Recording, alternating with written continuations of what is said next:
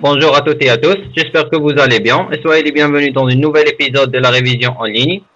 Alors aujourd'hui, on va commencer un nouveau chapitre, c'est la cardiologie, avec notre professeur Dr Foudet. Il va nous expliquer aujourd'hui le syndrome coronaire aigu et l'arythmie cardiaque, la fibrillation auriculaire. Alors docteur, je vous laisse le mot. Ok, merci beaucoup docteur. Salam alaikum, bonjour à tous. J'espère d'abord qu'on n'aura pas d'autres soucis techniques.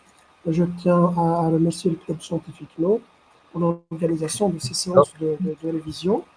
Donc, c'est à la fois un honneur et un plaisir pour moi de réviser avec vous quelques cours les plus importants du module de cardiologie. Donc, on va commencer cette première séance avec la coronaropathie, donc le syndrome coronarien aigu, et la CFA, puisque la coronaropathie, c'est pratiquement le cours le plus important, et aussi bien sur le plan pratique que pour l'examen, mais également la CFA, qui est le trouble du rythme le plus important.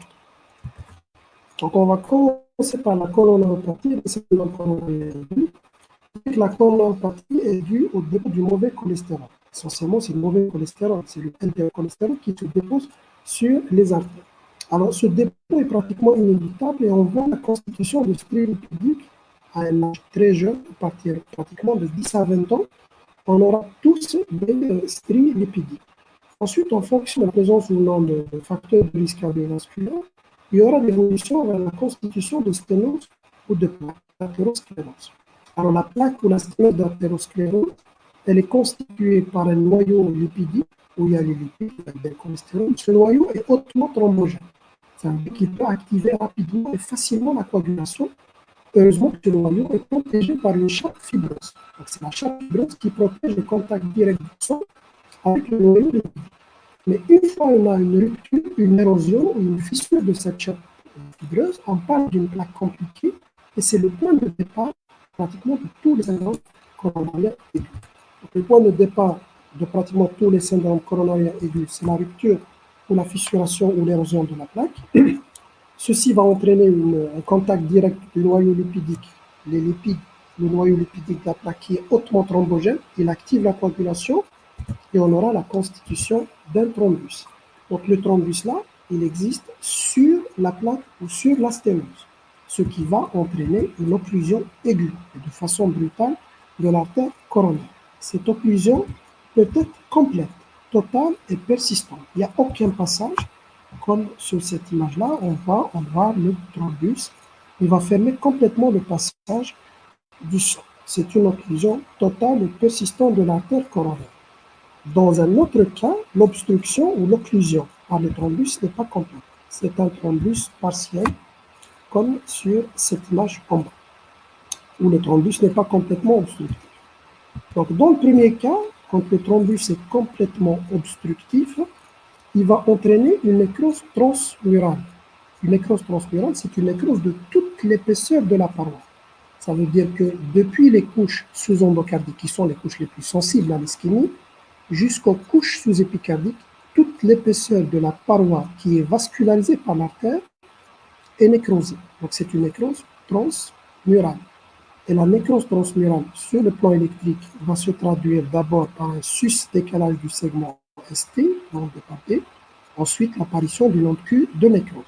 Donc on a une nécrose transmurale avec sus-décalage du segment ST, d'où l'appellation STEMI. STEMI, c'est infarctus du myocarde avec ST elevation, donc une élévation du segment ST avec infarctus du myocarde. C'est l'IDM tout court, qu'on appelle l'IDM, c'est le STEMI, ou c'est l'infarctus transmural, ou l'infarctus avec sus-décalage du segment ST, ou le ST+, ou l'IDM avec onde Q de nécrose. Tout ça, c'est des synonymes. Quand on dit IDM transmural, ou IDM avec onde Q de nécrose, ou syndrome coronarien aigu ST+, ou surtout actuellement STEMI, c'est la même entité, c'est le résultat de l'occlusion complète de l'artère. Donc c'est le premier tableau, c'est l'occlusion totale avec une nécrose transmurale, ça s'appelle le ST+, ou l'IDM transmural, ou le STEMI, ou l'IDM avec onde Q de nécrose. Et dans ce cas-là, bien sûr, il y a un largage des enzymes qui se trouve au niveau des monocytes, notamment des troponines. Donc, il va y avoir un taux de troponine qui est très, très élevé et qui est corrélé à la taille de l'infarctus. Ça, c'est le premier cas. Dans le deuxième cas, le thrombus n'est pas complètement obstructif. Donc, il va laisser un passage du sang. Quand le thrombus n'est pas complètement obstructif, sur le plan électrique, on peut voir tout à part le sus-décalage persistant. Un sus-décalage persistant n'existe que lorsque le thrombus est complètement obstructif. Donc, quand le thrombus n'est pas complètement obstructif, comme dans ce cas-là, on parle d'un syndrome coronarien aigu ST-. On a les modifications, soit du ST, soit de l'AMP, mais sans sus-décalage, d'où l'appellation ST-. Et dans ce cas-là, en fonction de l'ischémie, puisqu'il y a une ischémie, le thrombus, il va fermer partiellement l'artère. Donc il y a une ischémie de la part là. En fonction de l'importance de l'ischémie, il y a deux tableaux. Soit que l'ischémie est très importante, c'est une ischémie très très importante, à tel point qu'il y a un début de nécrose dans les couches les plus sensibles, les plus vulnérables à l'ischémie, qui sont les couches sous-endocardiques. Vous savez que la couche sous-endocardique, qui se trouve juste au-dessous de l'endocarde, en gris, voyons en gris, c'est la couche la plus sensible à l'ischémie. Pourquoi? Parce qu'elle est très loin des artères, les artères sont épicardiques. Là, il y a des collatérales, l'artère est là, donc elles sont loin de l'artère d'une part, et d'autre part parce qu'il y a une hyperpression. Le sang, il est là, il est à l'intérieur de la cavité, donc elles sont soumises à la pression du sang à l'intérieur, et en même temps, elles sont loin de l'artère et des collatérales, ce qui fait que c'est la zone la plus sensible, et généralement, la nécrose commence au niveau des zones sous-endocardiques. Donc, dans un premier cas, du ST-, l'ischémie est importante, la nécrose, elle débute, mais elle est localisée uniquement au niveau de la couche sous-endocardique. Donc, c'est une nécrose non transmurale, c'est une nécrose sous-endocardique. On appelle ça un IDM sous-endocardique ou N-stémie, infarctus du myocarde, non-ST elevation, myocardial infarction. Donc, infarctus du myocarde sans sus-décalage du segment ST. Donc, le N-stémie, c'est un ST- troponine positif. Parce qu'il y a une petite élévation de troponine, il y a une petite nécrose localisée à ce niveau-là. C'est un ST- troponine positif. Ou c'est un IDM non transmural, ou c'est un IDM sans onde Q de nécrose. Tout ça, c'est des synonymes. Et le terme actuel, c'est le N-stémie. Donc, c'est une nécrose non transmurale et les troponines vont être positives. Elles ne sont pas très élevées comme dans le cas du stémie, mais elles sont positives. Elles sont quand même un peu élevées. Dans le deuxième cas, toujours du ST-, l'ischémie est là, mais il n'y a aucune nécrose. En fait, c'est le tableau, on va dire, le plus favorable. Il y a une ischémie, ça reste une ischémie, il n'y a pas de nécrose, donc les troponines sont négatives. C'est le ST-, troponine moi. On appelle l'engorge ST. Donc il y a une ischémie sans nécrose et les troponines sont négatives. Donc en fait, on a trois tableaux de syndrome coronarien aigu. On a le premier tableau, occlusion totale, stémie, IDM transmural, troponine très élevée. Le deuxième cas, c'est ça, c'est le ST-, sans sus-décalage, le thrombus est partiel et qui a deux sous-entités. Soit il y a un début de nécrose, c'est le N-stémie, c'est le ST-, troponine positif, soit il n'y a aucune nécrose, c'est le ST-, troponine, c'est encore ST. Donc on a les trois tableaux du syndrome coronarien aigu. On va commencer par le syndrome coronarien aigu sans sus-décalage, c'est-à-dire le ST-. Donc le ST-, c'est une ischémie aiguë qui est secondaire à l'obstruction partielle. On a vu que l'obstruction est subtotale, elle n'est pas complète de l'artère. Alors le risque de l'obstruction partielle, c'est quoi? C'est qu'elle peut évoluer vers l'obstruction totale, vers l'IDM transmural ou vers le stémie. Mais elle peut évoluer vers la stabilisation, notamment sous l'effet des traitements. Alors comment le patient il va se présenter sur le plan clinique? Donc quelle est la présentation clinique? On a essentiellement 4 tableaux cliniques, dont le plus fréquent, le plus important, c'est le premier tableau. Alors, c'est quoi le premier tableau? C'est l'engorge de repos. Donc, c'est un patient, il vient, il présente des douleurs angineuses, typiquement constrictives. Il va vous décrire comme étant quelque chose qui serre au niveau de sa cage thoracique. Donc, c'est constrictif, ça serre au niveau de sa cage thoracique. Le siège est rétrosternal et l'irradiation typique, c'est le bras gauche. Mais dans les syndromes coronariens, on voit surtout des irradiations bilatérales vers le bras gauche et le bras droit. Mais l'irradiation typique beaucoup plus vers le bras gauche et l'épaule gauche et vers la mâchoire. Donc la douleur est constrictive, irradie vers la mâchoire, le bras gauche, plus ou moins le bras droit, et qui survient au repos. Plus la douleur est constrictive et qu'elle irradie vers le bras gauche, plus elle est typique.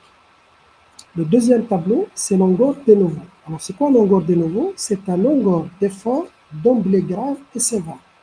C'est le type de patient qui vient, il va vous dire, depuis quelques jours, dès que je fais quelques marches, par exemple, d'escalier, ou dès que je marche quelques pas, dès que je fais une simple activité, j'ai une douleur. Donc, c'est un longueur d'effort. C'est aux activités, mais pour des efforts très limités, minimes, et c'est vraiment sévère et c'est récent. On appelle ça un longueur d'énervement. Longueur crescendo, le troisième tableau, c'est l'aggravation d'un longueur d'effort. Donc, c'est un patient, il est suivi pour un longueur d'effort. Donc, il est tout à fait stable, soit spontanément, soit sous l'effet du traitement.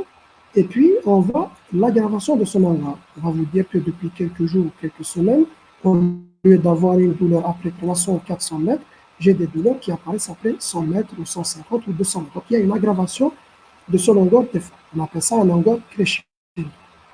Et le dernier tableau, c'est longueur post-infarctus du myocarde. Donc, c'est longueur ou la douleur qui survient dans le post-infarctus immédiat. Donc, c'est un patient qui est hospitalisé, notamment c'est à l'hôpital, pour infarctus du myocarde. Il a été stabilisé sous traitement et il refait une douleur thoracique habituellement au repos. Donc, on a les quatre tableaux, longueur de repos, le plus fréquent d'ailleurs. On a longueur de nouveau, longueur crescendo et longueur post-infarctus du myocarde. Donc, est-ce que chaque patient qui présente l'un de ces tableaux est un syndrome coronarien? La réponse est non. Donc, on est loin de science exacte. On travaille surtout en matière de probabilité. La probabilité d'avoir une coronaropathie au cours d'un longueur est d'autant plus élevée qu'il y a des facteurs de risque. Donc, il faut rechercher les facteurs de risque cardiovasculaire à l'interrogatoire. On va rechercher les caractéristiques de la douleur et on va rechercher les facteurs de risque cardiovasculaire. Donc, il faut les connaître, les non modifiables, l'âge, au-delà de 50 ans pour les hommes, après 60 ans pour les femmes. Vous avez la coronaropathie familiale. Alors, c'est quoi la coronaropathie familiale? Il faut la définir. C'est la présence d'une mort subite ou d'un IDM chez un patient au premier degré, les parents au premier degré, à un âge jeune, avant 55 ans chez les hommes et 65 ans chez les femmes. Donc, si quelqu'un il vient, il va vous dire que j'ai un frère, une soeur, un père, ou la mère, elle a fait un IDM ou une mort subite à un âge jeune, là, c'est de la coronaropathie familiale. Mais s'il a des parents au premier degré, ils ont fait un IDM ou une mort subite, mais à un âge avancé, on ne considère pas ça comme étant de la coronaropathie familiale ou de l'hérédité coronaire. Donc, on a l'âge, on a l'hérédité coronaire et on a le sexe masculin. Donc, les hommes sont plus exposés à la coronaropathie par rapport aux femmes. Mais en fait, la ménopause est également considérée comme un facteur de risque, puisque la femme, une fois elle est ménopausée, elle va retrouver le même risque qu'un homme. Donc, ça, c'est les facteurs de risque non modifiables. Et les facteurs de risque modifiables sont connus, l'HTA, l'obésité, le diabète, le tabagisme et la dyslipidémie. Donc, il faut chercher les facteurs de risque. Donc, on peut dire qu'à l'interrogatoire, quand on a un patient qui se présente pour des douleurs, surtout au repos, cette douleur est d'autant plus évocatrice d'un syndrome coronarien lorsque la douleur est typique et que le patient il a des facteurs de risque cardiovasculaire. Donc, ce n'est pas une science exacte. On peut voir des syndromes coronariens chez des sujets qui n'ont pas de facteurs de risque cardiovasculaire. Mais la probabilité est plus élevée en présence de facteurs de risque cardiovasculaire. Ça, c'est l'interrogatoire. Alors, l'examen clinique, habituellement, quand on examine le patient, habituellement, on trouve absolument rien du tout. C'est un examen qui est strictement normal. Qu'est-ce qu'il faut chercher? Il faut chercher les signes d'insuffisance cardiaque et on va voir pourquoi il faut chercher les signes d'insuffisance cardiaque, notamment une insuffisance cardiaque gauche. Donc, il faut voir est-ce que le patient est dyspnéique, il a de l'orthopnée ou il a des reins crépitants. C'est les trois signes essentiels de l'insuffisance cardiaque gauche. Dyspnée de repos, l'orthopnée et les reins crépitants à l'auscultation pulmonaire. Donc ça, c'est la présentation clinique, la douleur, surtout au repos, rechercher les facteurs de risque cardiovasculaire et examiner le patient, est-ce qu'il y a ou non une insuffisance cardiaque. Et puis, vous avez le deuxième volet. Donc, dans un syndrome coronarien, il y a toujours trois volets. Il y a la clinique, il y a le CG et il y a la biologie. Donc, on a vu la clinique, on va voir le CG. Dans un syndrome coronarien aigu sans sus-décalage du segment ST, on a vu qu'on peut voir tout, à part le sus-décalage persistant. On peut voir le sus-décalage non persistant. Par exemple, un malade qui sus-décale et après quelques minutes, moins généralement de 20 minutes, une demi-heure, il n'y a plus de sus-décalage. Ou bien lorsqu'on met le malade sous dérivé nitré, on va lui mettre un dérivé nitré en sublingual, en spray, ou bien à la seringue électrique, le sus-décalage il disparaît. Dans ce cas-là, on ne considère pas que c'est un sus-décalage. On dit que c'est un sus-décalage non persistant. Donc, dans le STMA, on peut voir tout, à part un sus-décalage persistant. Il faut savoir également qu'un ECG normal n'élimine en aucun cas le diagnostic, surtout si cet ECG est fait en dehors de la douleur. Des fois, les malades viennent, ils vont vous dire, j'ai eu de la douleur thoracique au repos, mais hier soir, là, il n'y a plus de douleur. Donc, si l'ECG est fait en dehors de la douleur, vous pouvez voir l'ECG strictement normal. Même un ECG normal, au moment de la douleur, n'élimine pas le diagnostic. Donc, il ne faut pas hésiter à surveiller le malade au bout de quelques heures et à refaire les ECG. Parce que l'ECG, il peut se modifier après quelques minutes ou quelques heures. Alors, qu'est-ce qu'on peut voir? On peut voir les anomalies du ST. Donc, on ne peut pas voir le sus-décalage, on voit des sous-décalages. Les anomalies du ST, elles sont appelées les lésions. Les anomalies de l'onde T, elles sont appelées les ischémies. Donc, on peut voir le sous-décalage. Pour faire le diagnostic spécifique exact du sous-décalage, il faut voir le point J. Le point J, c'est ça. C'est le point de raccordement du QRS avec le ST. C'est ça le point J. Quand le point J est au-dessous de la ligne isoélectrique, c'est ça la ligne isoélectrique, on parle d'un sous-décalage. Ensuite, en fonction de la direction du sous-décalage, il peut être un sous-décalage horizontal, comme dans ce cas-là, la première photo. Il peut être un sous-décalage ascendant vers le haut. Il peut être un sous-décalage descendant, comme sur ces deux images-là, un sous-décalage descendant. Bien sûr, la valeur diagnostique et pronostique n'est pas la même. Un sous-décalage descendant a la valeur diagnostique et pronostique plus élevée par rapport au sous-décalage ascendant et horizontal. Donc, celui qui a la valeur la plus élevée, c'est le descendant. Ensuite, c'est l'horizontal. Ensuite, c'est l'ascendant. L'ascendant, il a la valeur diagnostique et pronostique la plus faible par rapport au sous-décalage horizontal et descendant. Donc, on peut voir ces sous-décalages. C'est le sous-décalage, c'est la lésion. C'est vraiment si le malade fait de la douleur et il sous-décale au moment de la douleur, on va dire qu'on est pratiquement sûr que c'est un syndrome coronarien aigu. La deuxième anomalie qu'on peut voir, c'est les anomalies de l'onde T. On appelle les ischémies. Alors, on peut voir une onde T ample pointue positive. C'est l'anomalie la plus rare à voir. Onde T ample pointue positive et symétrique d'une ischémie sous-endocardique. Ou on peut voir une onde T négative ample pointue symétrique d'une ischémie sous-épicardique. Donc, surtout, qu'est-ce qu'on voit généralement en pratique? On voit des négativations de l'onde T, c'est l'ischémie sous-épicardique, et on voit les sous-décalages, c'est la lésion sous-endocardique. Alors, pour un petit mémo pour apprendre ces lésions et ces ischémies, on va dessiner une ligne, on va faire le l'épicarde en haut, et l'endocarde est en bas. Donc, on a le sous-endocarde en bas, le sous-épicarde est en haut. Donc, les lésions, c'est le ST, l'ischémie, c'est l'onde T. Alors, quand on prend les lésions, on a le haut, on va dessiner le haut. Et quand on a une ischémie, ça sonne comme un X. Bon, ce n'est pas ischémie, mais quand même, ça sonne comme un X. On va dessiner un X. Donc, dessiner un X. Juste un petit mémo pour se souvenir des ischémies et des lésions. Alors, si on prend les lésions sous-épicarde, sous-endocarde, la lésion, c'est le ST, on dessine le 0. La lésion sous-épicardique, en haut, donc c'est le demi-cercle vers le haut. Donc, c'est un sus-décalage. Une lésion sous-épicardique, c'est un sus-décalage. Une lésion sous-endocardique, le 0, le demi-cercle vers le bas, c'est le sous-décalage. On dit habituellement que les lésions, c'est dans le même sens. Une lésion sous-endocardique, c'est un sous-décalage vers le bas. Une lésion sous-épicardique, c'est un sus-décalage vers le haut. Donc, si on prend les ischémies, on va dessiner toujours la ligne sous-épicarde, sous-endocarde, l'ischémie T, ischémie, on a dit que ça sonne comme un X, on va dessiner le X avec le premier triangle. Là, on voit que dans l'ischémie sous-épicardique, donc c'est une onde T ample, pointue et négative. Onde T ample, pointue et négative.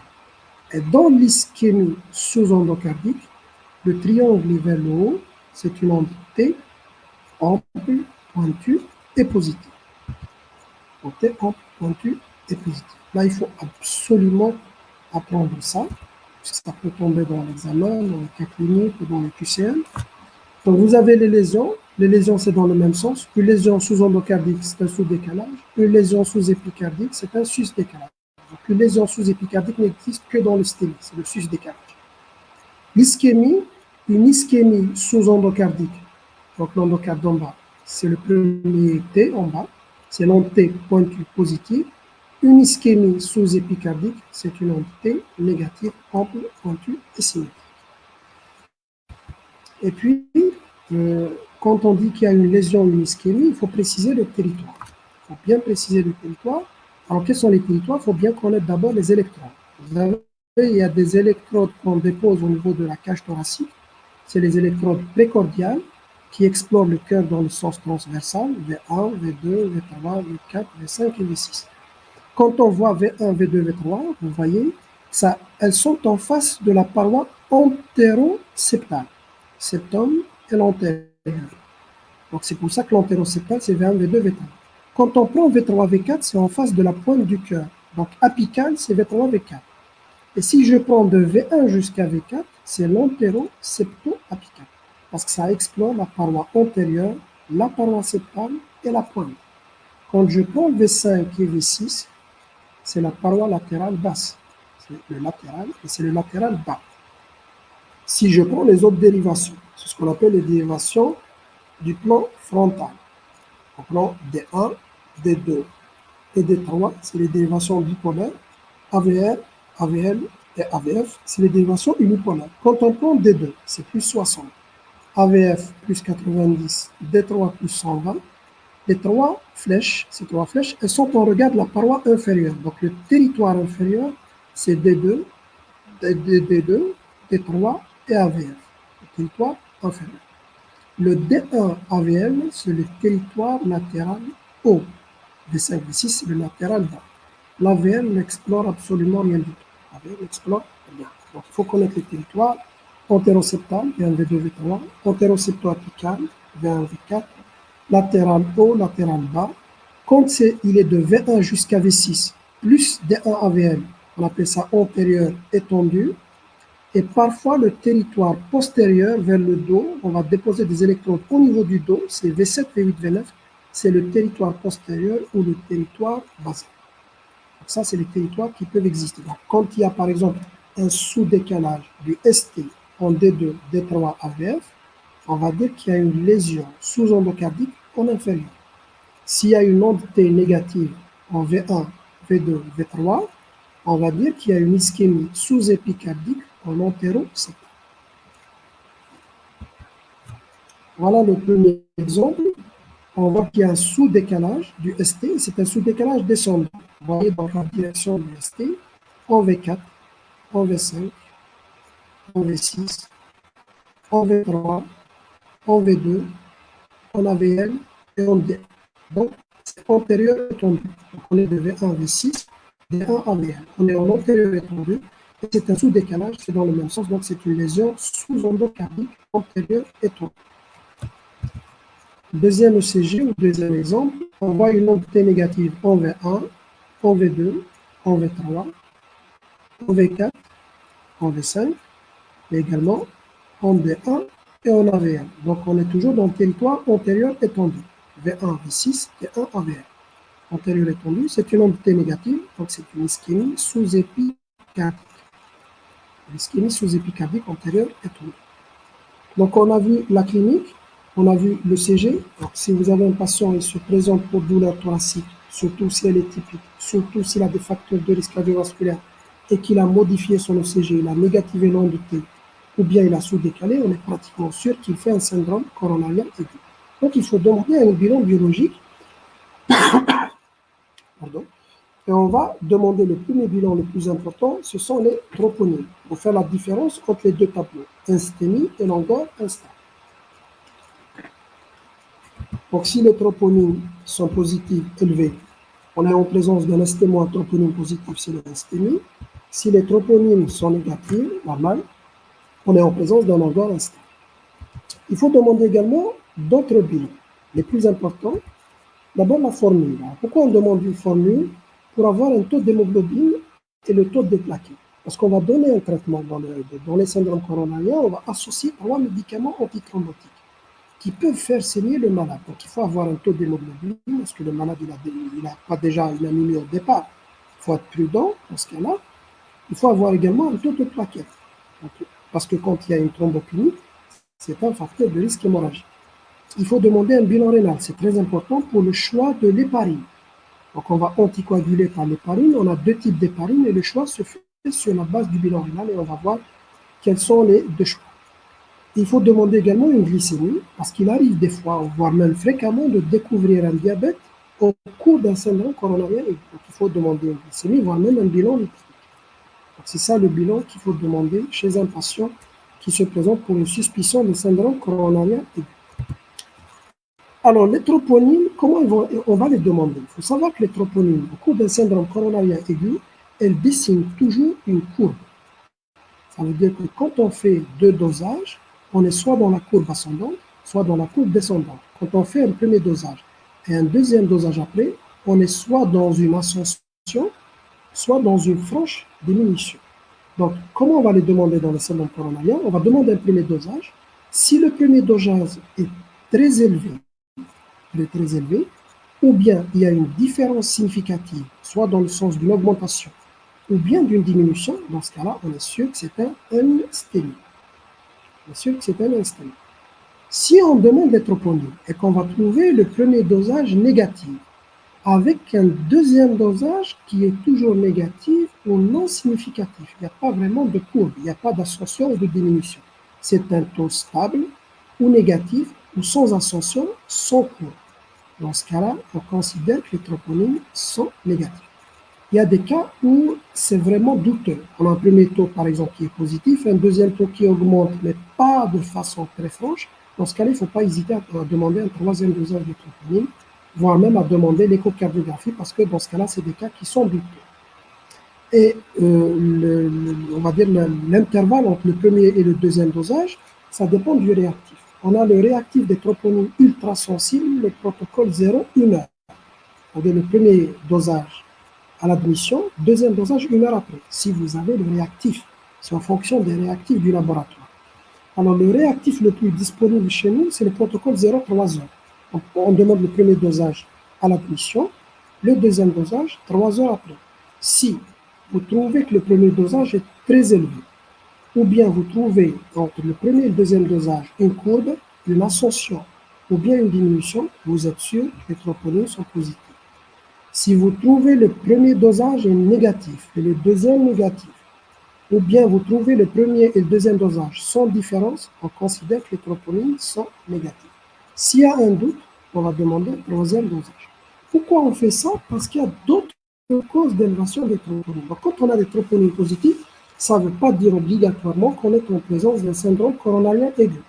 Il y a d'autres causes, et dont la cause la plus fréquente, surtout en pratique, c'est l'insuffisance rénale aiguë chronique. Donc, un patient, surtout les patients dialysés, les patients qui ont une insuffisance rénale au stade terminal, ou même l'insuffisance rénale sévère, on a des taux de troponine élevés. Même les patients qui ont une insuffisance cardiaque, par exemple, se présentent pour OAP, une crise hypertensive, tachyobradie, CFA, par exemple les AVC, rhabdomyolyse, les brûlures, tout ça, c'est des causes d'élévation des troponines. Mais quelle est la particularité dans ce cas-là? Pour dire qu'il y a une élévation des troponines, mais qui n'est pas liée à un syndrome coronarien. Dans ce cas-là, il n'y a pas de courbe. Ça veut dire que quand on fait deux dosages, on va trouver pratiquement le même taux.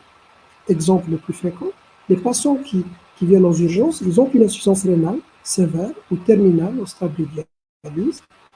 Ils se présentent pour une petite douleur atypique. Le CG ne se modifie pas. On demande des troponines, on va trouver des troponines un peu élevées. Par exemple, la limite à 14, on trouve à 100. 100 par rapport à 14, donc c'est positif.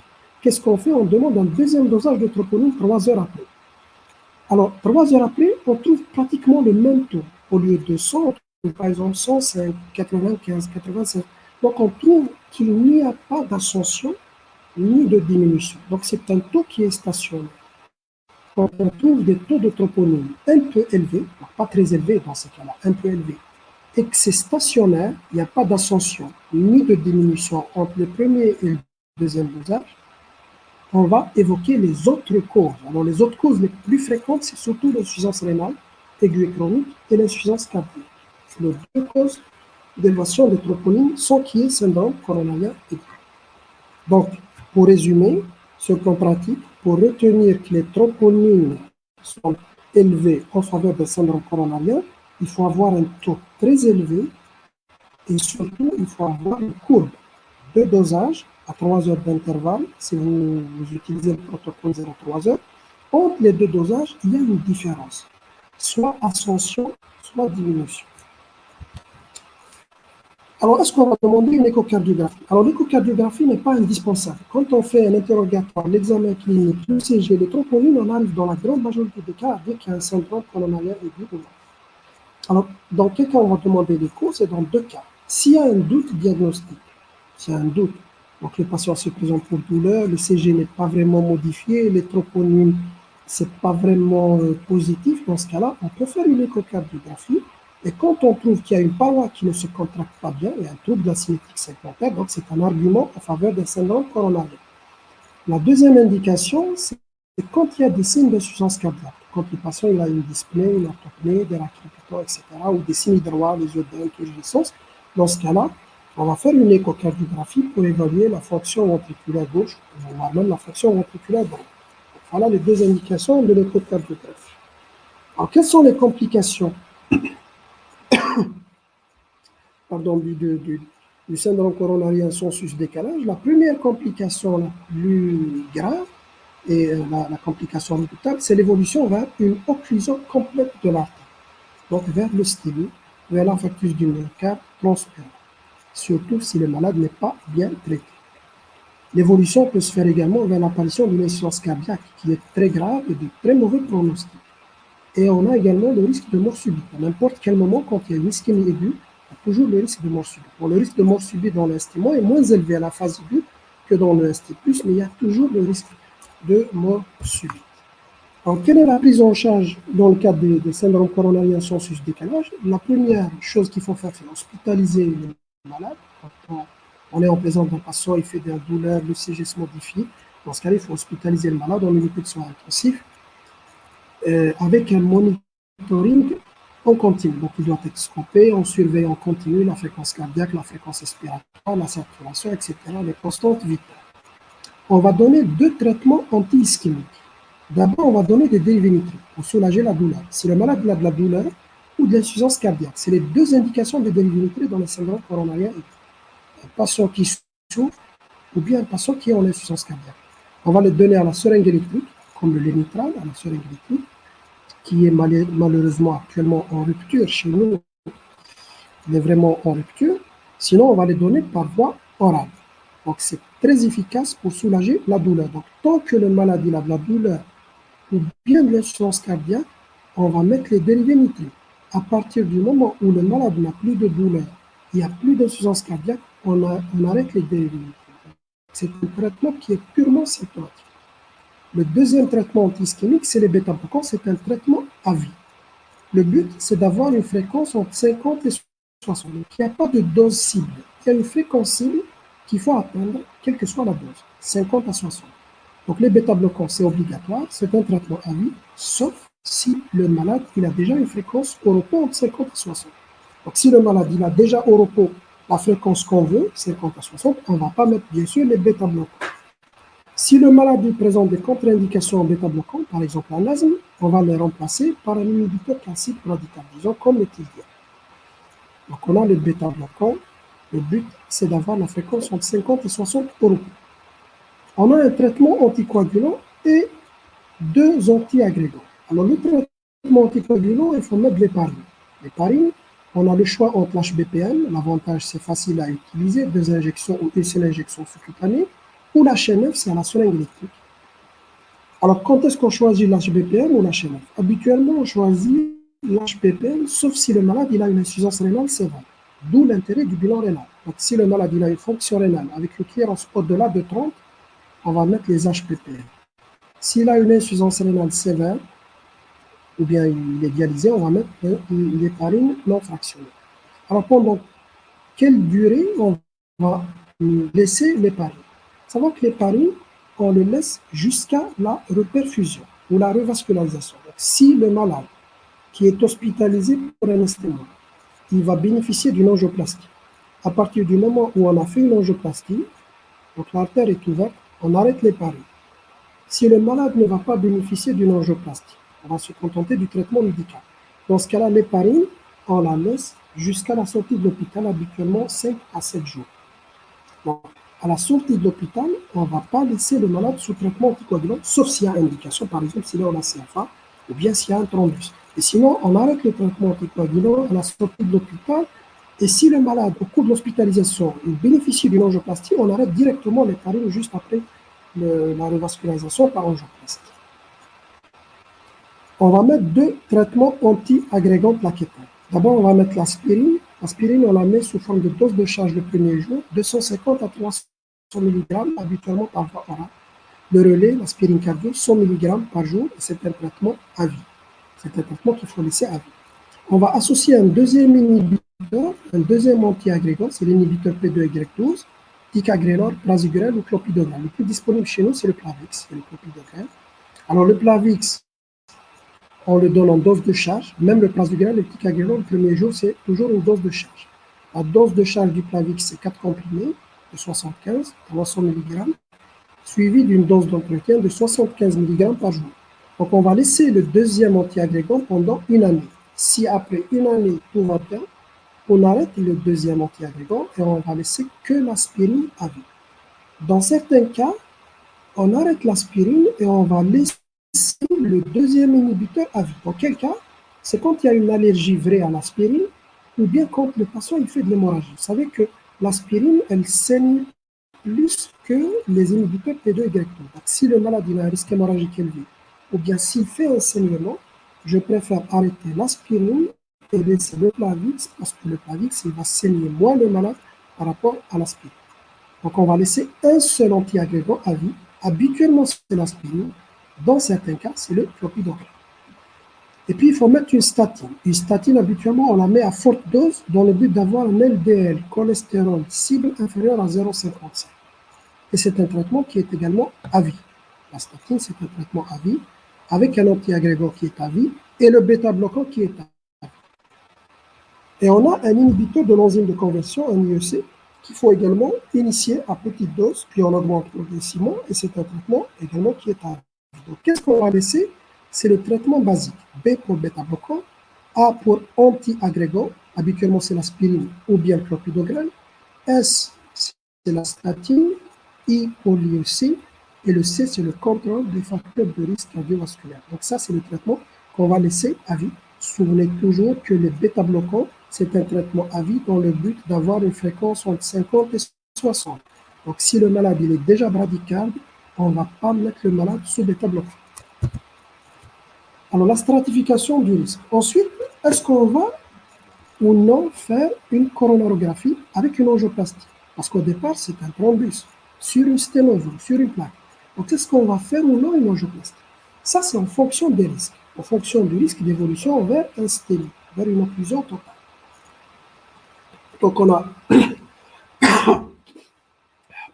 a 3 niveaux de risque. On a le risque très élevé, on a le risque élevé, et on a le faible risque. Le risque très élevé, c'est ce qu'on appelle les instabilités. C'est facile de se souvenir de ça. Donc, c'est les malades qui sont instables. Alors, quels sont les types d'instabilité qui peuvent exister? D'abord, il y a l'instabilité clinique. L'instabilité clinique, c'est quoi? C'est un malade qui souffre malgré un traitement médical. Donc, il continue à avoir de la douleur réfractaire malgré qu'on a mis le traitement anti-ischémique. C'est un patient à très haut risque d'évolution vers un sténose. La deuxième instabilité, c'est l'instabilité hémodynamique. C'est-à-dire un patient qui fait une chute tensionnelle, un OAP, une insuffisance cardiaque. Et vous voyez pourquoi il faut chercher l'insuffisance cardiaque. C'est un facteur de risque, de très haut risque d'évolution vers le sténose. Donc une insuffisance cardiaque, un OAP, une chute tensionnelle, voire même un état de choc cardiogénique. C'est l'instabilité hémodynamique.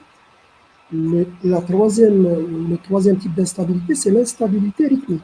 Quand un patient fait un arrêt cardiaque récupéré ou bien un trouble du rythme grave.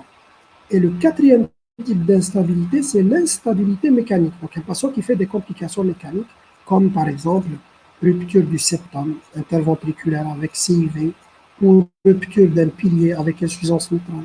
Donc ça, c'est des complications qui sont très très graves. Et enfin, un patient qui présente des modifications graves de l'ECG comme un sous-décalage dans plus de 6 dérivations.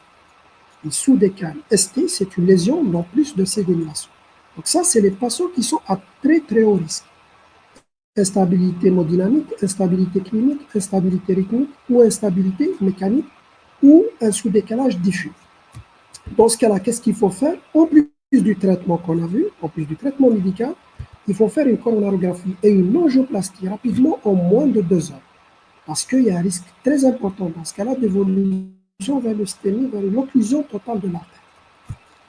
Le deuxième cas, c'est les critères du haut risque. Alors, c'est quoi le haut risque? Il faut retenir surtout 2 cas. C'est les troponines positives, le STEMI, et quand il y a des modifications de l'ECG. Donc, un patient, à l'admission, par exemple, il y a des anténégatives, ensuite, il fait des sous-décalages, ensuite, il y a une diffusion de l'anténégative, etc.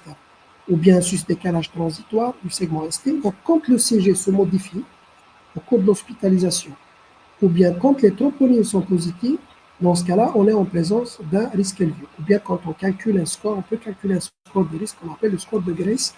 Quand il est supérieur à 140, il est en faveur d'un risque élevé. Dans ce cas-là, il faut faire une coronarographie et une angioplastie en moins de 24 heures.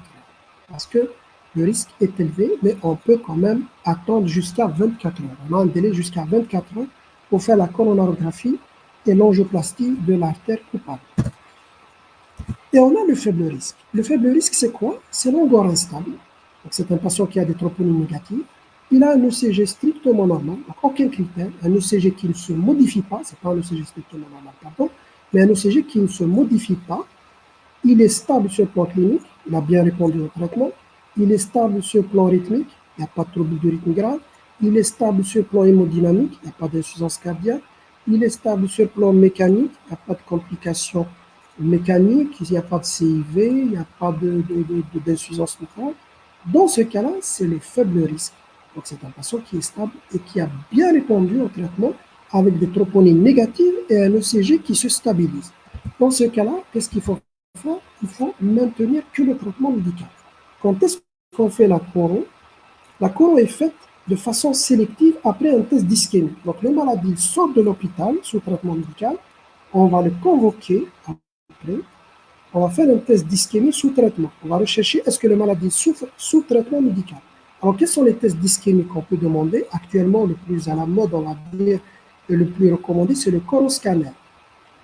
Ou bien, on peut demander une scintigraphie myocardique, voire même une épreuve d'effort. Alors, si le test d'ischémie, coroscan, scintigraphie myocardique, ou l'écho de stress, ou l'épreuve d'effort est positive sous traitement médical, là, on va faire une coronarographie et une angioplastie.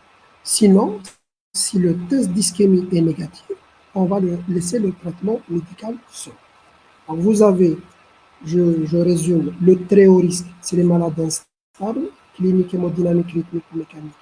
Faire une coro-angioplastie en moins de 2 heures. Vous avez les patients qui sont à haut risque, c'est les troponines positives ou un ECG qui se modifie. Coro-angioplastie en moins de 24 heures. Vous avez des malades troponines négatives, ECG stable et clinique, hémodynamique, pas de trouble du rythme, tout est stable. Dans ce cas-là, on va laisser que le traitement médical. Le malade il sort de l'hôpital. Après un délai, il est convoqué. On va faire un test d'ischémie sous traitement. Si le test d'ischémie revient positif, on va faire une coronarographie. Donc, c'est vraiment sélectif. C'est au cas par cas, dans le faible risque. Donc, je pense qu'on a terminé avec le syndrome coronarien sans sus-décalage du segment ST. Là, on va faire le syndrome coronarien avec sus-décalage du segment ST, le STEMI. Alors, le STEMI, c'est une occlusion complète et totale de l'artère. La douleur, habituellement, c'est une douleur qui est intense, constrictive, à tel point que le malade, habituellement, il se souvient de l'heure exacte. Généralement, le malade, il se souvient de l'heure exacte du début de la douleur intense. Donc, c'est une douleur rétrosternale, constrictive, irradie vers la mâchoire et les bras, essentiellement le bras gauche. Ça, c'est la douleur typique. Parfois, la douleur est atypique. La douleur est atypique. Alors, l'atypie la plus fréquente, c'est quand la douleur est épigastrique, surtout dans l'IDM inférieur. Alors, quand il y a un IDM inférieur, vous savez que la paroi inférieure, elle se repose sur le diaphragme. L'IDM, il y a toujours une petite inflammation du myocarde. Le myocarde, il est sur le diaphragme, il y a une petite irritation du diaphragme, et dans ce cas-là, dans l'IDM inférieur, la douleur peut être épigastrique, du fait qu'il y a une petite irritation du diaphragme. C'est pour ça qu'on dit que toute douleur épigastrique chez un patient avec des facteurs de risque cardiovasculaire doit faire rechercher un infarctus du myocarde. Surtout si, dans le cas de l'IDM inférieur. Parfois, la douleur n'est pas constrictive. Parfois, elle est à type de brûlure. Donc, l'atypie, la deuxième atypie la plus fréquente après l'atypie concernant le siège, ça peut être le type. Parfois, elle est à type de brûlure, comme un reflux ou comme une gastrite. Et parfois même, la douleur n'existe pas. C'est une découverte fortuite. C'est ce qu'on appelle l'IDM silencieux, notamment chez les diabétiques et les patients qui ont une insuffisance rénale sévère. Donc, dans ce cas-là, on peut découvrir une IDM de façon fortuite. On va faire un ECG, on découvre qu'il a fait déjà un infarctus du myocarde. Alors, à côté de la douleur, le patient il peut présenter également de la dyspnée de l'orthopée. Dans ce cas-là, il faut penser à l'insuffisance cardiaque, comme le cas du STM. Le malade il peut faire un arrêt cardiaque, une mort subite, une syncope, en rapport surtout avec des troubles du rythme et de la conduction. Quand un malade il fait de la douleur thoracique, surtout au repos, constrictive, dans ce contexte-là, on retient le diagnostic du STEMI quand il y a un sus-décalage persistant du segment ST dans au moins 2 dérivations contiguës du même territoire. Donc il faut retenir ça, c'est au moins 2 du même territoire. On va au moins 2 dérivations du même territoire. Et la limite, c'est 1 mm, sauf en V2, V3. Parce qu'en V2, V3, il y a toujours une petite surélévation du point J, un petit sus-décalage, surtout chez les sujets jeunes et surtout chez les hommes. Chez les hommes, c'est pour cela que les critères en V2, V3 sont plus stricts. On voit qu'en V2, V3, il faut que le sus-décalage soit supérieur à 1,5 chez les femmes. Chez les hommes de plus de 40 ans, c'est 2 mm. Chez les hommes de moins de 40 ans, c'est 2,5 mm en V2, V3. Sinon, dans toutes les autres dérivations, c'est 1 mm. Donc, retenez, sus-décalage persistant, il doit persister au moins 20 minutes, une demi-heure. Quand on met le dérivé nitré sublingual ou à la seringue électrique, il persiste, persistant, dans au moins 2 dérivations du même territoire. Et habituellement, le sus-décalage, il est convexe, comme ça, et il englobe l'onde T. C'est ce qu'on appelle l'onde de Pardé, ou le courant de lésion sous-épicale. Ça, c'est le sus-décalage de l'infarctus du myocarde. Alors, quelle est l'évolution électrique de l'infarctus du myocarde? Alors, le premier signe, c'est une onde T. Habituellement, dans les toutes premières minutes, la première heure, il va y avoir une onde T ample pointue positive d'ischémie sous-endocardique. Donc, il n'y a pas de sus-décalage, mais il y a une onde T ample pointue positive. Ensuite, à partir de la troisième heure, habituellement, mais parfois avant, parfois à partir de la première heure, apparaît le sus-décalage typique. Un sus-décalage convexe, il englobe l'onde T. C'est ce qu'on appelle l'onde de Pardé. C'est un sus-décalage localisé dans un territoire, habituellement accompagné d'une image en miroir. C'est un sus-décalage, il faut retenir ça, c'est localisé. Ce n'est pas comme le sus-décalage de la péricardite, où il est concave et généralement il est diffus. Là, c'est un sus-décalage qui est localisé dans un territoire, au moins 2 dérivations du même territoire, et c'est un sus-décalage convexe, il englobe l'onde T. Alors, le sus-décalage du segment ST, après, il va y avoir l'apparition de l'onde Q de nécrose. Alors, l'onde Q de nécrose apparaît habituellement à partir de la 6e heure et elle va rester à vie. C'est la séquelle pratiquement inévitable de l'infarctus du myocarde. L'onde Q, parfois même, il va y avoir un aspect QS. Il n'y a que la négativité, c'est ce qu'on appelle l'aspect QS. Ensuite, donc on a vu à partir de la première, 3e heure apparaît le sus-décalage. Ensuite, l'onde Q à partir de la 6e heure. Ensuite, le sus-décalage va diminuer. Le sus-décalage va diminuer avec une négativation de l'onde T. Alors, la négativation de l'onde T survient habituellement à partir de la 24e heure. Donc, si le malade vient, il a une douleur thoracique, vous avez fait le diagnostic d'infarctus du myocarde. L'onde T négative, vous êtes pratiquement sûr que l'IDM date déjà de plus de 24 heures. S'il a une onde Q de nécrose, vous êtes pratiquement sûr que l'IDM date d'au moins 6 heures. S'il a un sus-décalage, vous êtes sûr qu'il y a un sus-décalage, il n'y a pas d'onde Q de nécrose, vous êtes pratiquement sûr qu'il est vraiment très précoce. On n'est même pas dans la 6e heure. Donc on a une négativation de l'onde T et le sus-décalage, il va rester sus-décalé pendant quelques jours, quelques semaines. Il faut retenir que le sus-décalage, il va rester comme ça pendant 2 à 3 semaines. Donc il ne faut pas s'affoler quand on trouve qu'il y a un sus-décalage 5 jours, 10 jours, 15 jours après un infarctus du myocarde. Donc c'est l'évolution habituelle. Donc il y a un sus-décalage, toujours, avec une négativation de l'onde T. Mais après 2-3 semaines, il n'y a plus de sus-décalage, il disparaît, l'onde T est négative et l'onde Q de nécrose est là. Quelques semaines, quelques mois après, l'onde T qui était négative, elle peut se repositiver. Elle peut rester négative à vie, mais habituellement, elle va se repositiver. Qu'est-ce qui va rester à vie? C'est l'onde Q de nécrose. L'onde Q de nécrose, c'est la séquelle habituellement à vie de la nécrose transmurale. Donc, je répète l'évolution. Pendant les toutes premières minutes, première heure, onde T positive. 3 heures apparaît le sus-décalage. Il persiste au moins de 3 semaines, puis ça revient à la même isoélectrique. À partir de la 6e heure, onde Q de nécrose, et ça persiste à vie. À partir de la 24e heure, c'est l'onde T, elle se négative. Elle peut rester négative à vie, mais habituellement, elle va se positiver quelques semaines, quelques mois après. Voilà l'évolution de l'infarctus du myocarde. Alors, il faut savoir qu'il y a pratiquement l'image en miroir. C'est quoi l'image en miroir? C'est quand il y a un sus-décalage dans un territoire, on voit une onde de part D inversée, un sous-décalage dans le territoire qui est en face. Alors, quand on voit le territoire inférieur,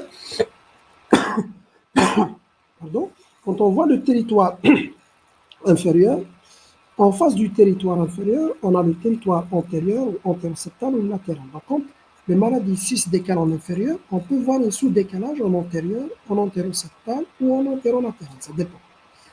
Même chose pour le postérieur. En face, c'est l'antéroseptal ou l'antérolatéral ou l'antérieur.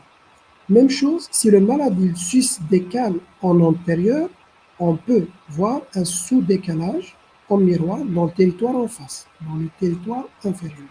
Alors, l'existence d'une image en miroir, c'est un critère en plus en faveur de l'infarctus du myocarde. Parce que vous savez que le sus-décalage du segment ST n'existe pas uniquement que dans l'infarctus du myocarde. On peut voir un sus-décalage surtout dans la péricardie. Et parfois, c'est très difficile de faire la différence entre le sus-décalage de péricardie et le sus-décalage de l'infarctus du myocarde. Alors, en faveur de l'infarctus du myocarde, le premier critère, c'est que le sus-décalage est localisé dans un territoire. Le deuxième, il est convexe, il englobe l'onde T. Le troisième, il va évoluer vers l'onde Q de nécrose. Le quatrième, c'est qu'il peut s'accompagner d'une image en miroir. Alors que le sus-décalage de la péricardie, habituellement, il est diffus. Habituellement, il est concave. Il ne va jamais donner d'onde Q de nécrose. Il ne va jamais donner une image au miroir. Alors voilà l'exemple d'une image au miroir. Vous voyez un IDM inférolatéral, vous voyez, en D2, le sus-décalage. Pourtant, c'est un sus-décalage concave. Pour vous dire que ce n'est pas vraiment une science exacte. Vous voyez le sus-décalage en D2, en D3, en AVF, c'est un sus-décalage qui englobe l'onde T. Pratiquement, il n'y a pas d'onde Q, c'est une onde Q très fine. Donc, on est vraiment précoce dans ce cas-là. Précoce, on n'a même pas pratiquement atteint la 6e heure. Et en latéral, en V5 et en V6. Donc,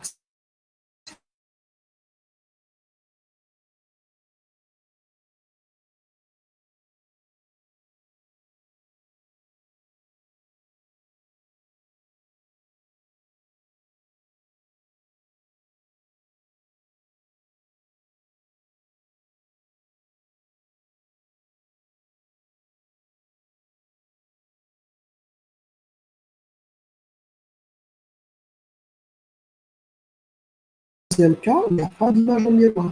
Mais on voit qu'il y a une importante onde Q de nécrose. Il y a un sus-décalage en V2, en V3, il y a un sus-décalage important, très important, en V2, en V3, en V4 et en V5. C'est un IDM antérieur, tendu, avec l'onde Q de nécrose.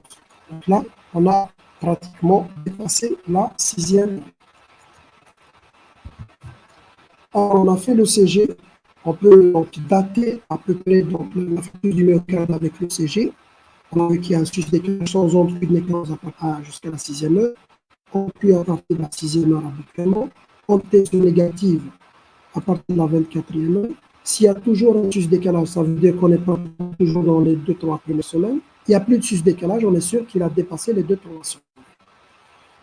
Et puis, on peut demander des marqueurs. Donc, les marqueurs de nécrose, en aucun cas, ils sont obligatoires, ni pour le diagnostic, ni pour le traitement. Donc, il faut retenir, ce n'est pas obligatoire de doser les troponines ou les autres marqueurs, que ce soit pour le diagnostic ou pour le traitement.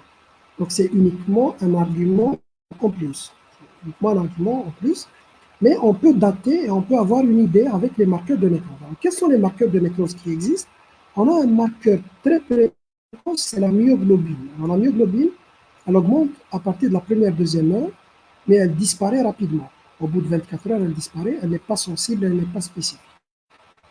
On a des marqueurs précoces et sensibles et spécifiques. Ce sont les troponines et les CPK-MB. Précoces, de 6 heures, le pic au bout de 24 heures, et ils sont sensibles et ils sont spécifiques. Donc, des marqueurs précoces, spécifiques et sensibles, troponine et CPK-MB. Un marqueur très précoce, c'est la myoglobine. Et on a des marqueurs tardifs qui peuvent rester tardivement, comme les troponines. Ils restent positifs jusqu'à 10-15 jours. Donc, là aussi, il ne faut pas s'affoler quand on a taux de troponine élevé, même 10-15 jours après, c'est l'évolution habituelle au cours d'un infarctus du myocarde. Donc, on a un taux qui est toujours élevé 10-15 jours après. Ça peut rester tardivement et on peut faire même le diagnostic rétrospectif dans les cas douteux. Et on a les autres marqueurs qui s'élèvent tardivement, on a les LDH et les TGO. Alors, les LDH et les TGO, donc les enzymes hépatiques et les LDH, augmente à partir du 4e jour et elle reste également tardivement jusqu'à 2-3 semaines. Alors pourquoi c'est les troponines qui sont les plus importants pour la nécrose, pour le diagnostic de la nécrose myocardique? Parce que c'est le seul marqueur qui est à la fois précoce, tardif, sensible et spécifique. Donc si vous voulez un diagnostic de sensibilité et spécificité, les troponines sont là. Si vous voulez un diagnostic précoce, les troponines sont là, de 6 heures. Si vous voulez quelque chose de tardif, les troponines également sont là, c'est 10 à 15 jours. C'est pour ça que les troponines sont les meilleurs marqueurs de la nécrose myocardique. En deuxième lieu, viennent les CPK-MB.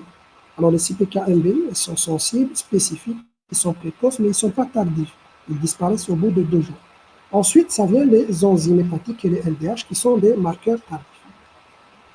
Donc là, c'est l'explication pourquoi les troponines sont les meilleurs marqueurs de nécrose myocardique, mais je répète que les troponines, le dosage, n'est pas obligatoire pour retenir le diagnostic. Pour retenir le diagnostic, la présence de la douleur et le sus-décalage persistant est suffisant pour retenir le diagnostic du stent.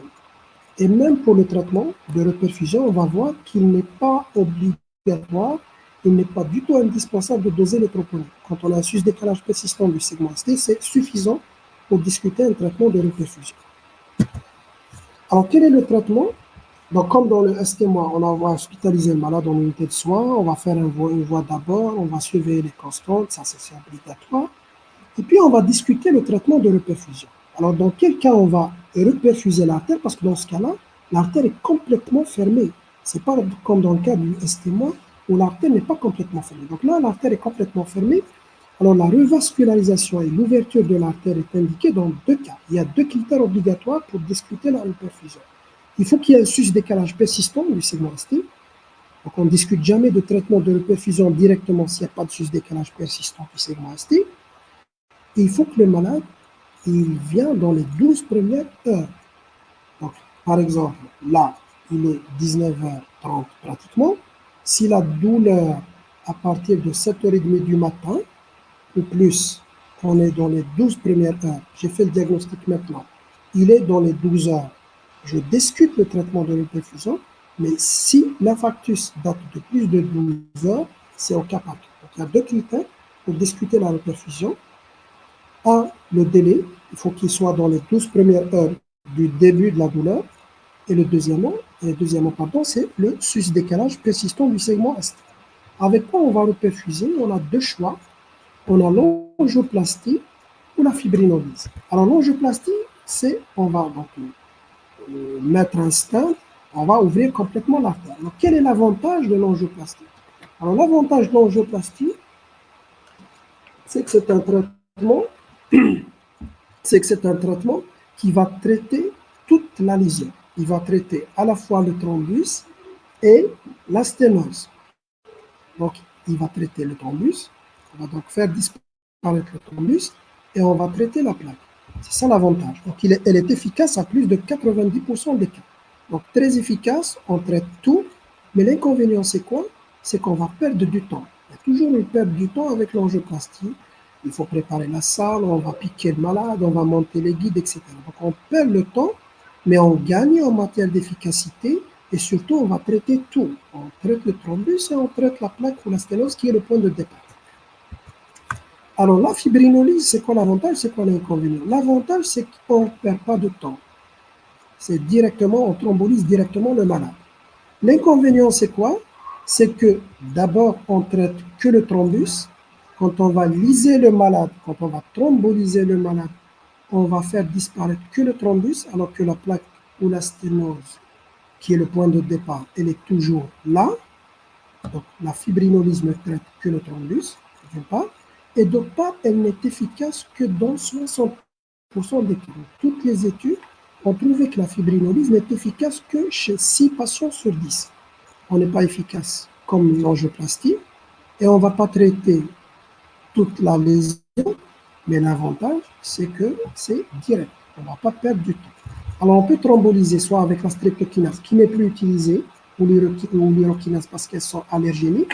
Actuellement, on a le choix entre l'actylyse, qui est le RTPA, et la méthalyse, qui est la tenecteplase.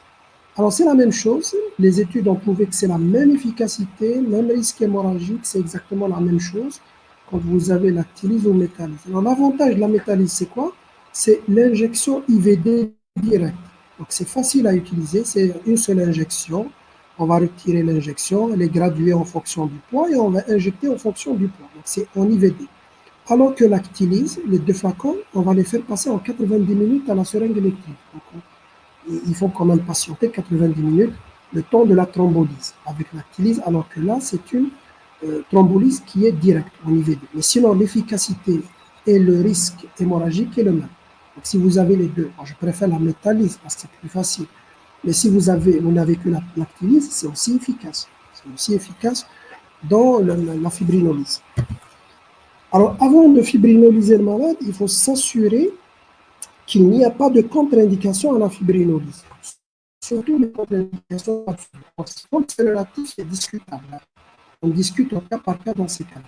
Surtout, il faut poser la question au malade, est-ce que vous n'avez pas fait un AVC hémorragique, quel que soit son ancienneté, même s'il est très ancien, s'il a quelque chose au niveau de son cerveau, hémorragie, ou une néoplasie, ou un traumatisme cérébral, c'est une contre-indication absolue à la fibrinolyse. S'il a fait un AVC ischémique dans les 6 mois, c'est également une contre-indication absolue. S'il a fait un traumatisme majeur, une chirurgie, une contusion, quelle que soit la chirurgie, dans les 3 semaines ou dans le mois précédent, là aussi c'est une contre-indication. Il y a toujours une plaie, cette plaie est plus sévère. Donc il faut chercher ce que les malades, vous allez poser la question malade, est-ce que vous n'avez pas bénéficié déjà dans le dernier mois d'une intervention chirurgicale, ou bien vous n'avez pas fait un traumatisme, notamment un traumatisme cérébral. Et les autres contre-indications, c'est surtout quand il y a une hémorragie en cours, notamment une hémorragie digestive, un ulcère qui saigne par exemple. Alors, s'il y a une contre-indication absolue, c'est contre-indication absolue. Dans ce cas-là, c'est vraiment une contre-indication à la fibrinolyse. Dans les contre-indications relatives, comme la grossesse, le postpartum, l'hypertension ou l'AIT, c'est discutable, c'est au cas par cas. Alors, quand on va thromboliser, on va liser le thrombus, il y a des critères qui peuvent vous dire qu'on est dans le succès ou bien dans l'échec. Alors, quels sont les critères de succès? Le premier critère de succès, c'est un critère clinique. C'est quand il y a une sédation, une disparition, une baisse, surtout importante, voire même une sédation de la douleur. Parfois, cette sédation survient, parfois elle survient après une légère exacerbation. La sédation de la douleur, parfois, après une légère exacerbation, il y a une sédation de la douleur. C'est un excellent critère de succès de la thrombose. Le deuxième critère, c'est quand il y a, et c'est le critère le plus important, c'est le critère électrique, il faut qu'il y ait une diminution du sus-décalage de plus de 50%. Il y a donc un sus-décalage au départ, par exemple de 6 mm. Il faut que ça diminue à moins de 3 mm. Il faut que ça diminue au moins de moitié, sus-décalage, ou bien apparition de quelques extrasystoles ventriculaires, de quelques troubles du rythme non graves. C'est des critères de reperfusion, c'est des critères électriques. Le dernier critère, c'est le critère biologique, c'est quand on a un pic précoce des troponines ou des CPK-MB. Au lieu d'avoir un pic, par exemple, on a vu avec les troponines et CPK-MB, le pic c'est 1-2 jours. Mais quand on thrombolise, on a le pic directement juste après la thrombolyse. Donc, le pic, on l'atteint juste après la thrombolyse et puis ça commence à diminuer. Donc les deux critères les plus importants qu'il faut chercher, c'est le critère électrique, diminution du sus-décalage de la moitié, au moins de moitié. Et le deuxième critère clinique, c'est une nette diminution, voire même une sédation complète de la douleur. Alors, quelle est la prise en charge? Donc, si on est dans le cas où le diagnostic est fait dans les 12 heures et qu'il y a un sus-décalage persistant, donc, on est en présence d'un stimule, sus-décalage persistant, et on est dans les 12 heures. Le patient, il vient maximum 12 heures après le début de la douleur. J'ai fait le diagnostic, le malade, il présente un STEMI et ça remonte à moins de 12 heures. Dans ce cas-là, je discute. Est-ce que je peux faire l'angioplastie, mais sans perdre beaucoup de temps? Je sais que je vais perdre de temps avec l'angioplastie. Mais si je peux faire l'angioplastie en moins de 2 heures, là par exemple, il est 19h30, j'ai fait le diagnostic, le STEMI remonte à moins de 12 heures, je peux faire l'angioplastie avant 21h30. Dans ce cas-là, je vais faire une angioplastie. Oui, je vais faire une angioplastie et je vais traiter efficacement et la lésion et la sténose. Donc, si l'angioplastie est possible sans perdre plus de 2 heures de temps, pardon, donc l'angioplastie est possible en moins de 2 heures. Donc, il ne faut pas mélanger le délai de 12 heures avec le délai de 2 heures. 12 heures, c'est le délai maximal entre le début de la douleur et le diagnostic. 2 heures, c'est le délai entre on a fait le diagnostic et on va faire une angioplastie. Donc, si je peux faire une angioplastie en moins de 2 heures, oui, je vais faire une angioplastie. Je ne peux pas faire une angioplastie en moins de 2 heures.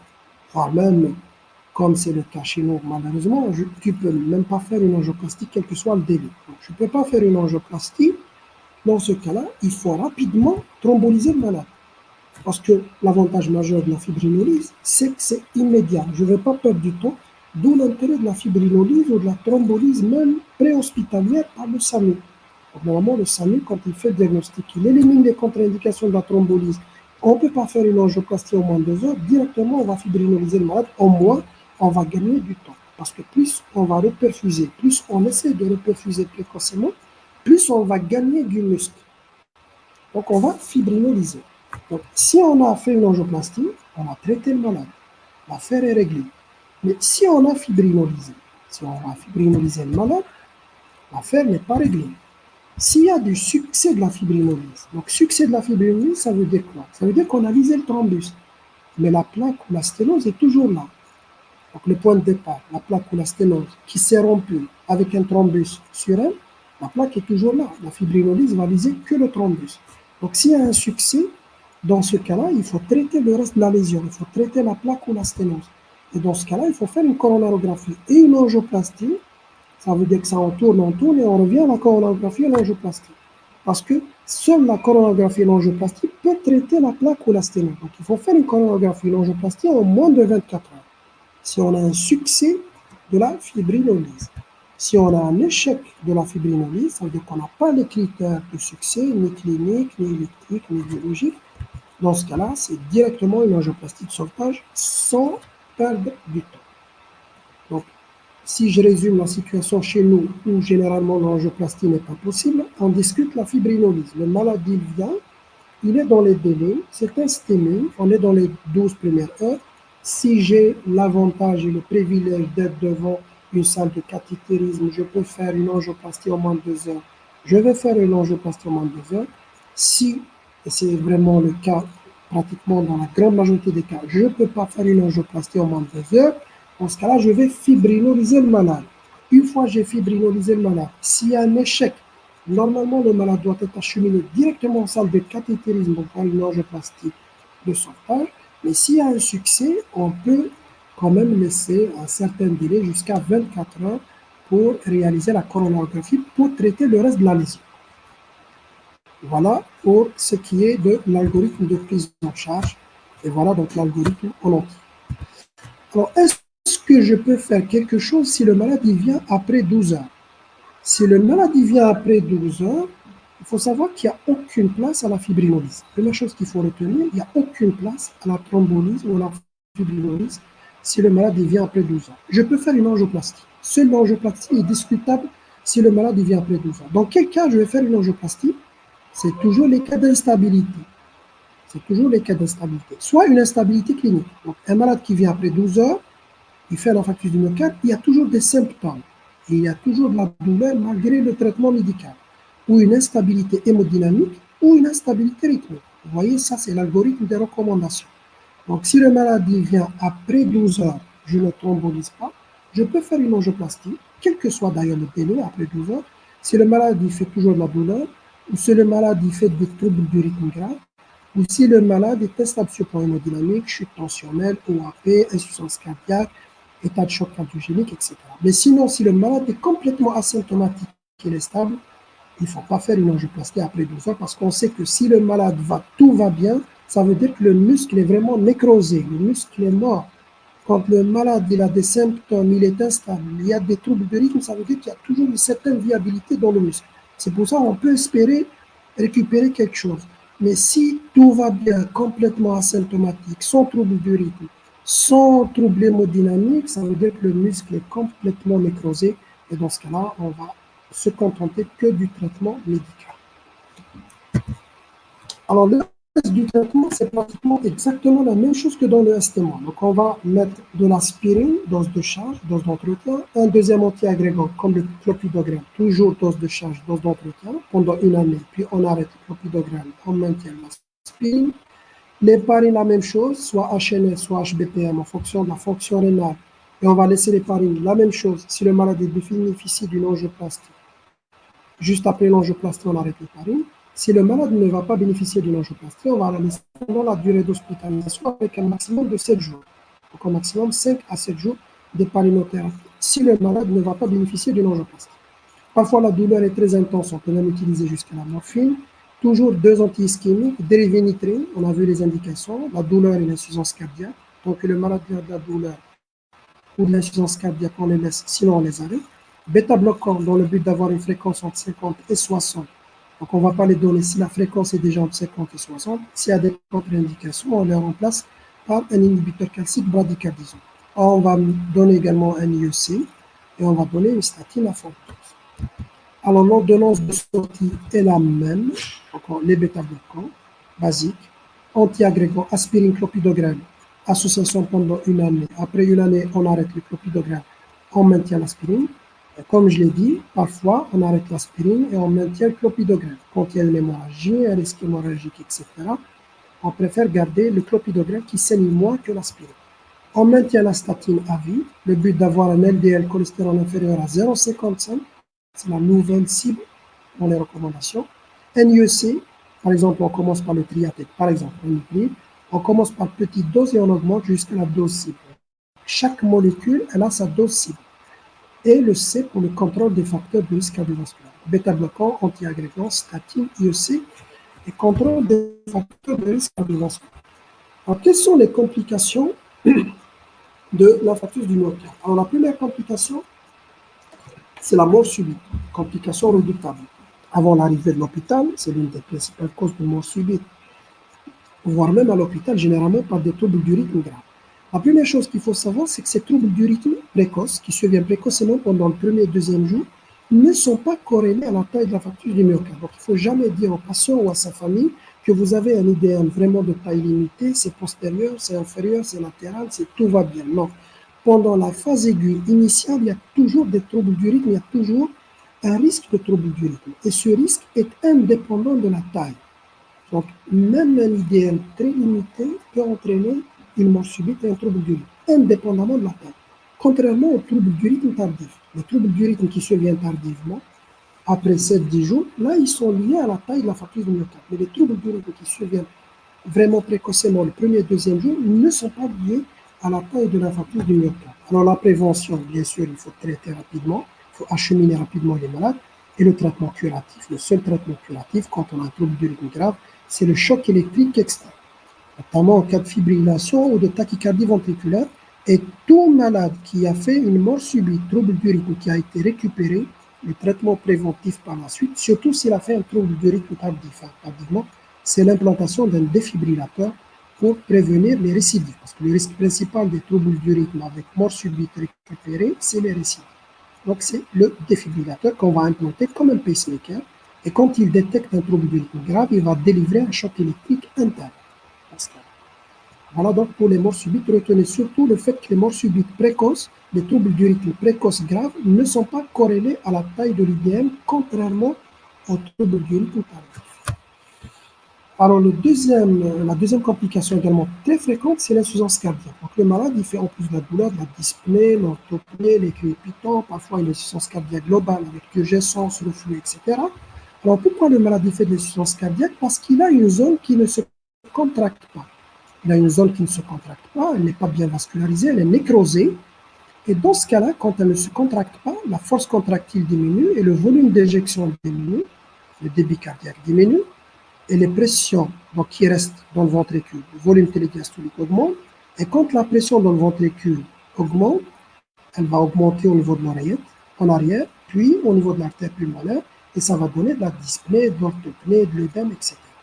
Donc l'insuffisance cardiaque, contrairement au trouble du rythme précoce, elle est liée à la taille de l'infarctus. Plus l'infarctus est étendu, plus le risque d'insuffisance cardiaque est élevé.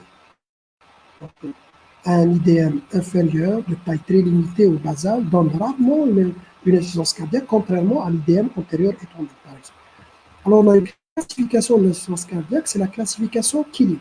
Alors, la classification Killip se base sur les règles Killip-1. Killip 1, c'est un patient qui n'a pas d'insuffisance cardiaque, il n'y a pas de règles Killip-1. Killip 2, c'est un début d'insuffisance cardiaque, des règles Killip-1 qui ne dépassent pas la moitié des champs pulmonaires. Killip 3, c'est un patient en OAP, les rames pulmonaires, les rames Killip-1 dépassent la moitié des champs pulmonaires. Et dans ce cas-là, qu'est-ce qu'il faut faire? Il faut mettre le traitement de l'OAP, dérivinitré, furosémide, position demi-assise et l'oxygénothérapie. Et au pire, quand on a un IDM très étendu, ça peut entraîner un état de choc cardiogénique avec chute de tension, etc. Dans ce cas-là, qu'est-ce qu'il faut faire? Il faut arrêter tous les traitements qui vont chuter la tension, comme les dérivinitrés, les IEC, les bêta-bloquants.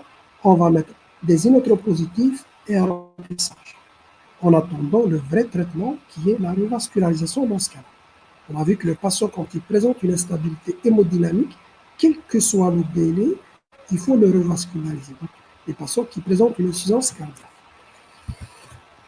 Alors, on peut voir également un état de choc vagal ou un malaise vagal par réponse du vague. Alors, le vague, il va avoir une hypertonie vagale en réponse à une hyperstimulation du sympathique. Le malade, quand il a un IDM, il a de la douleur thoracique, avec une douleur thoracique intense. Parfois, il a également de la dyspnée, de l'orthopnée, etc. Le sympathique, le système nerveux sympathique est stimulé. Il y a certains sujets qui vont avoir une hyper-réponse du vague en réponse à l'hyperstimulation du sympathique. Donc, c'est le malaise vagal. C'est comme tout dans les malaises vagales qui survient quand on reçoit, par exemple, une nouvelle qui n'est pas bien, on a donc de la tachycardie suivie de la bradycardie quand on ne va pas bien, donc c'est le malaise vagal. Alors le malaise vagal, une hypertonie vagale, elle existe surtout dans les localisations inférieures, elle va donner donc, tous les signes de l'hyperstimulation du vague, nausées, vomissements, suivi rapidement de la bradycardie, de l'hypotension et de la chute. Alors comment on fait la différence entre l'état de choc vagal et l'état de choc cardiogénique? C'est dans la fréquence cardiaque. L'état de choc vagal, il y a une bradycardie extrême. L'état de choc cardiogénique, il y a au contraire une tachycardie. L'état de choc vagal, il y a une bradycardie. L'état de choc vagal, ce n'est pas très grave. Il répond très bien au traitement, surélévation des jambes, et on va mettre 0,5 à 1 mg d'atropine, qui est un parasympatholytique en IVD, parfois même un remplissage si nécessaire. Sinon, il répond très bien à l'atropine. Dans la réaction du vague qui existe surtout dans les localisations inférieures, avec surtout des douleurs au niveau de l'épigastrique, des douleurs épigastriques dans l'IDM inférieur. Parfois, il y a l'extension de l'infarctus au ventricule droit. Donc, on a un IDM au niveau du ventricule gauche, on va avoir une extension vers le ventricule droit. On le voit surtout dans les IDM inférieurs. Pourquoi? Parce que l'artère qui vascularise le VD, c'est la coronaire droite ou la circonflexe marginale, c'est la même artère qui vascularise habituellement la paroi inférieure. Donc, l'extension ventricule droit, on le voit surtout dans les localisations inférieures. Alors, quand il y a un IDM du ventricule droit, qu'est-ce qu'on va voir? On va voir une brusque chute de la tension artérielle, parce que c'est le VD qui éjecte le sang vers le ventricule gauche, avec des signes droits. Le sang, il va stagner dans le VD. Ensuite, il va stagner dans les 20 caves supérieures et inférieures et on aura de la purgescence, reflux, des hépatalgies, voire même une hépatomégalie. Donc, on a des signes droits voire avec un état de choc ou une chute tensionnelle. Alors, comment on fait le diagnostic? Quand un patient au cours d'un IDM fait brutalement des signes droits avec chute tensionnelle, il faut enregistrer les dérivations droites. Alors, les dérivations droites qui explorent le VD, c'est V3R, V4R. Comment on fait pour V3R, V4R? On enlève V3 ou V4 qui se trouve à gauche. On va les placer exactement dans la même position, mais à droite. Là, par exemple, on a enlevé V4 dans sa position et on l'a placé à droite et ça s'appelle V4R. On peut également enlever V3, on va la placer ici et on va l'appeler V3R. Right. Alors, qu'est-ce qu'on va trouver dans les dérivations droites? On va trouver un sus-décalage. Par exemple, vous voyez là un patient qui fait un IDM inférieur. Vous voyez le sus-décalage en inférieur avec une amplitude qui est déjà là, en voie de constitution. Et brutalement, il fait des signes droits que je sens le flux avec chute de la tension artérielle. Donc, on pense directement à l'extension VD. On enlève V4 et on va la passer à droite. Et quand on enregistre, on voit le sus-décalage en V4R. Donc, le sus-décalage en V4R. Habituellement, l'IDM, l'extension d'amplitude droite, donc elle n'est pas de très mauvais pronostic. Qu'est-ce qu'il faut faire? Il y a une chute tensionnelle. Il faut arrêter tout le traitement qui diminue la pression artérielle, comme les IUC, les dévitrés et les bêta-bloquants. Il faut faire un remplissage avec des inotropes positifs en attendant là aussi le traitement spécifique qui est l'angioplastine. Mais sinon, ça répond très bien, même au traitement médical. Le pronostic vraiment n'est pas très défavorable dans l'extension au VD. Alors, on a les troubles du rythme, les troubles du rythme auriculaire, notamment la CFA. C'est fréquent d'avoir le passage en CFA à fascicule infarctus du métal. Dans ce cas, il faut anticoaguler, voire même choc électrique externe, c'est une thérapie mal tolérée. On a la possibilité de voir des troubles du rythme ventriculaire. On peut voir des troubles du rythme bénin, comme les extrasystoles. L'exemple d'une extrasystole, avec une large, suivi de l'anténégative de façon précoce. Alors, quand il y a des extrasystoles de façon isolée, c'est pratiquement un bon signe. Ça veut dire que le malade est en train de reperfuser son artère. Les extrasystoles, il faut les respecter. Mais quand il y a des troubles du rythme grave, dans ce cas-là, il y a 3 QRS larges successifs, ça c'est une tachycardie ventriculaire. C'est une TV, voire même quand il y a un passage en fibrillation, dans ce cas-là, il faut donner un traitement anti-arythmique. On peut donner par exemple la cordarone.